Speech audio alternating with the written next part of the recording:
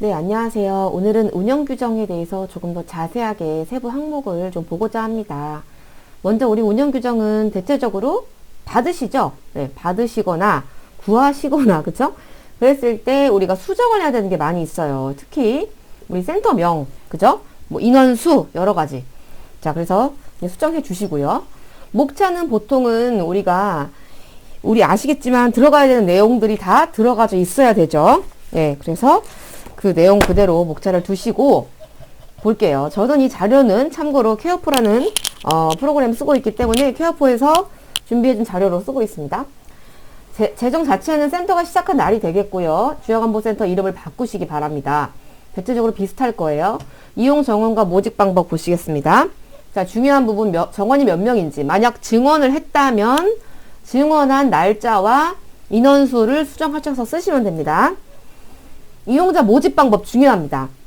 우리는 실제로 홈페이지를 통해서만 하고 있는데, 예를 들어 여기에 블로그라고 써 있었던 거예요. 블로그. 그러면 블로그를 안 하는데 한글로 되어 있기 때문에 블로그 보여주세요 했을 때 블로그 없잖아요. 그러면 그게 맞지 않잖아요. 그렇기 때문에 일치가 돼야 돼요. 현실과 일치되는지를 보는 거거든요. 오프라인도 마찬가지예요. 홍보지. 자, 그럼 홍보지 좀 보여주십시오. 준비해 두셔야 돼요. 없어요. 그럼 이제 이거와 맞지 않게 진행하고 있는 거죠. 운영하고 있는 거잖아요. 그리고 홍보지가 있을 때 홍보지를 만들었다면은 뭐 홍보지 보여주시거나 홍보지를 의뢰할 때 들었던 비용, 증빙 하실 수 있어야 돼요. 그렇습니다. 그래서 홍보 방법 여기서 이제 보통 많이들 수정 안 하셔서 문제가 되니까 고쳐주시고요. 그 다음에 이제 계약 기간, 목적, 이용료, 비용, 부담액, 이용 계약에 관한 사항이죠. 이런 목적이 있다. 계약 기간, 해지는 언제 어떻게 하며 신원 인수인, 즉 보호자의 권리와 의무에 대해 반드시 써줘야 됩니다. 그리고 이용료 볼게요. 이용료에 대해서 변경 방법과 절차에 대해서 얘기를 할 수 있어야 됩니다. 이용료 부담액은 얼마이며, 보통 우리 이용료는 급여 비용 얼마인지 게시해 두시죠. 비급여 얼마인지, 납부는 어떻게 하더라. 그런데 우리는 모사 전송, 즉 모바일로도 하는 그런 청구를 하는데, 만약에 종이로만 한다고 되어 있거나 그러면 어떻게 돼요? 휴대폰으로 청구한 내역이 있으면 안 되고 다 종이로 우편 발송한 금액이 있어야 되던가, 그런 부분이 증빙이 돼야겠죠. 이것도 맞아야 돼요. 이용료 납부도 우리는 계좌 입금하는데 카드로 받고 있었어요. 그럼 카드도 넣어줘야 되는 거죠. 그쵸? 그 다음에 서비스 내용과 비용의 부담의 사항 넘어가겠습니다. 예, 내용 보통 읽어보시면 그 서비스 내용이 뭔지, 그쵸?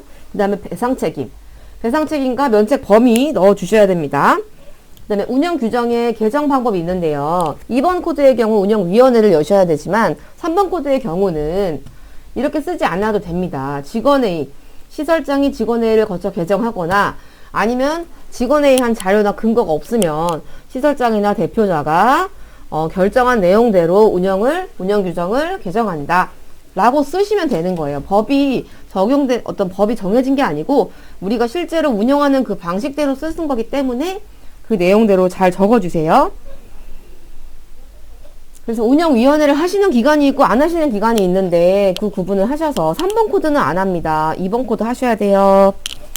인사규정 볼게요. 인사규정도 인력관리 규정이죠, 이게. 그래서 인력관리 규정으로 바꾸셔도 돼요. 예. 그래서 인력관리로 이제 채용을 어떻게 한다. 복무 승진 상벌. 자, 우리가 여기서는 복무를 따로 뺐어요. 그 다음에 해고는 어떠며 정년은 어떠며. 이 정년도 우리가 정년이 60세예요. 예를 들어. 그러면 지금 선생님이 60세가 넘으신 분이 계시면 어떻게 해요? 예. 근데 원래 안 되잖아요. 근데 이 아래 이제 이런 걸 넣어준 거예요. 보면 정년 초과자를 필요에 따라서 계약직으로 고용할 수 있다.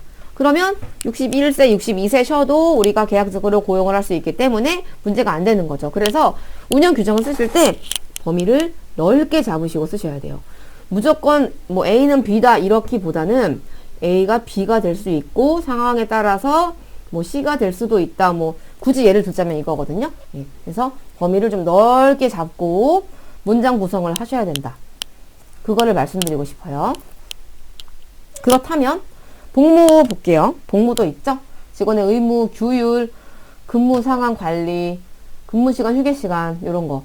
예.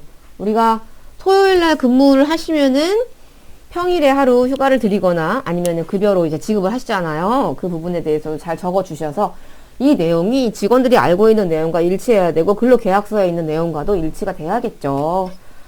대체적으로는 우리가 근무 그 규정에 대한 거는 일치가 되기 때문에 그렇게 알고 계시면 됩니다. 건강진단 어떻게 하며 이 내용들 예 그렇게 쓰시면 되고 육아휴직 쓰신 분 있으신가요? 만약에 있으면은 이거에 대로 썼는지 그분이 정말 이 조건에 맞는 건지 이 병가가 있다면 병가도 이 조건에 맞는 건지를 쓰셔야 되는 거예요. 그렇습니다. 그 다음에 이제 포상 예, 여기 보시면은 포상휴가 이게 직원의 복리후생입니다. 자 제일 중요한 부분이에요. 이 포상의 방법 중에 하나 만약에 우수 직원을 선정해서 포상을 한다고 되어 있고 우수 직원을 포상을 안 하면 안 되잖아요.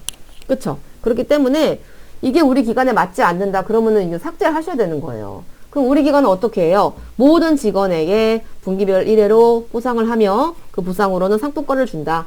예, 이렇게 예, 줄 수 있다. 예, 이렇게 해서 우리가 실제 하고 있는 거대로 그렇다면은 이 포상 줬던 그 상품권 내역서 뭐 결제한 그 서류들 준비해 두셔야겠죠?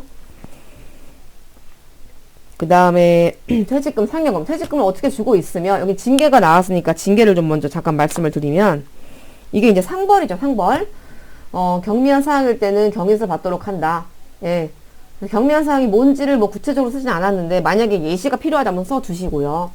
3회 이상 제출을 했다. 그러면 진짜 감봉을 했다면 만약에 3회 이상이면은 경위서가 3장 있어야 될 거 아니에요. 그런 자료들이 일치가 돼야 된다고요.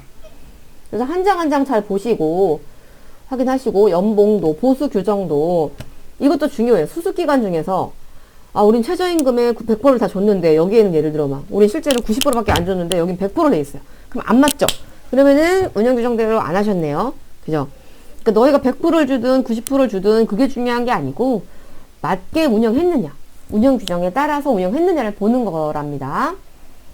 급여는 이제 이렇게 그 장기근속 장려금은 이거는 뭐 너무 당연한 얘기라서 내용 넣으셔야 되고요.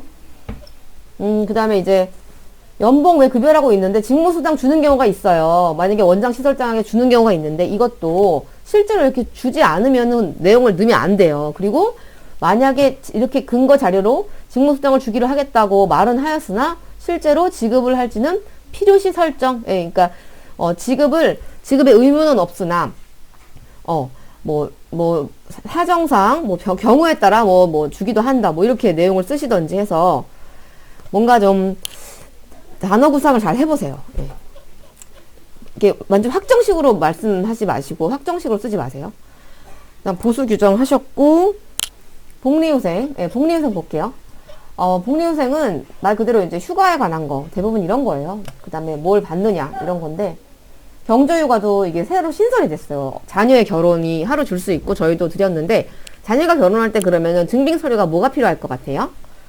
그쵸? 자녀의 결혼식에 그 청첩장이 필요하겠죠. 청첩장. 청첩장이 있으면 됩니다. 그래서 가지고 계시고 사망도 누군가 이렇게 사망으로 인해서 휴가 쓸 때 사망 신고서 받아 두셔야 돼요. 네. 그렇게 해주시면 되겠습니다. 쭉쭉 읽어보시고 병가도 우리가 서류가 있어야 돼요. 병가를 썼다 하면은 그러니까 물론 이제 질병이나 상해로 인해서 업무를 할 때 불능일 때 병가를 줄 수 있어요. 근데 예를 들어 이 어떤 사고나 질병, 그러니까 병원에 만약에 입원을 했잖아요. 그러면은 진단서가 있어야 돼요. 진단서. 입원이 필요해서 병가 냈을 때는 입원했을 때는 반드시 입원 확인서가 있어야 된다. 그쵸? 네, 그래서 이 내용을 보시고 이거대로 읽어봤을 때는 아, 이 케이스만 진단서 필요하네 라고 이해하고 넘어가면 되는 거예요. 자, 그리고 공가 내용 확인하시고 안전과 보건도 마찬가지입니다. 우리의 의무, 직원의 의무, 건강검진은 또 실시해야 되고 결핵에 반드시 들어가 있어야 합니다.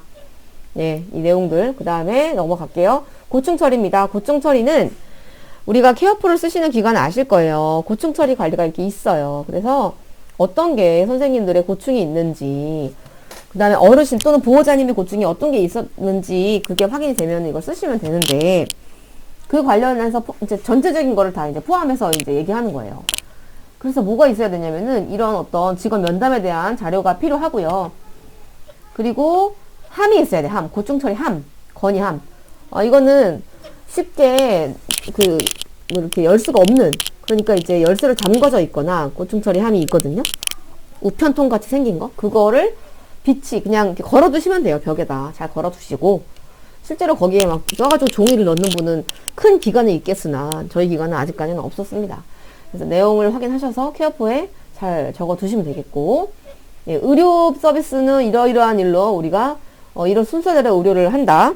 예, 그 내용이고, 후원금 관리도, 후원금은 우리가 필요로 하는 분만 후원하시면 되죠. 후원금이 이번 코드는 후원금 관리 하셔야 되잖아요. 그래서 확인하시고, 노인 학대도 있습니다. 이 노인 학대는 뭐예요? 노인 학대에 대해서 우리가 항상 이렇게 인권이나 학대에 대해서 교육을 하고, 이게 중요하다. 운영 규정상으로도 규정하고 있다. 이 얘기를 넣어서 같이 해주시면 되고요. 네, 그렇습니다. 그리고 보시면은, 아래쪽에 보시면은 개정 이력이 있는데, 그간 많은 변화가 있었잖아요. 법 자체가 변경이 되고, 개정사항을 넣어두고 이거를 넣어두시면 되고, 또 우리 기관 안에서 실제로, 기관 안에서 개정이 변경이 있을 때, 그때 쓰시면 되거든요. 그 내용을.